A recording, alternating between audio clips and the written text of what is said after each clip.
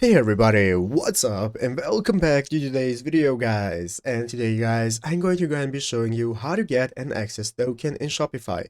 This is a very simple thing to do, so make sure to watch this quick and easy video to the very end, follow my steps correctly, so you can make sure this works the same for you and you can do this yourself. But yeah guys, let's get straight into it. So the first thing you want to do is to go ahead and open up the Shopify website right here, shopify.com if you've not already, and after opening it up, you'll be greeted by this main page right here, which is the home page where you can go ahead and log into your account in the upper right corner. So go ahead and log into your account, and after successfully logging in, right here on the left side screen, you'll be seeing all the sections you can access, such as home, orders, products, and so on.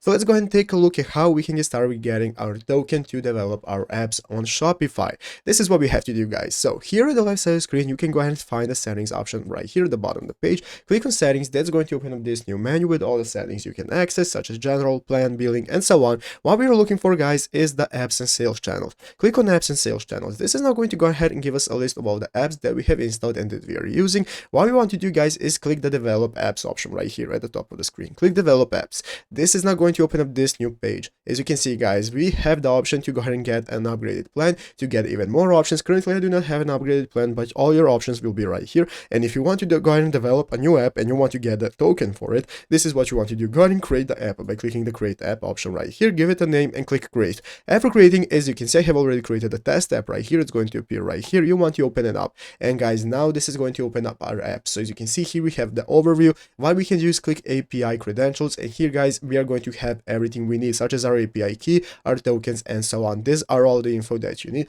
for configuring your apps. And this is where you can find your tokens. But yeah, guys, basically that is how to do it. So I hope this video was helpful. If it was, make sure to leave a like, subscribe to the channel. So you guys, thanks for watching. Take care and bye.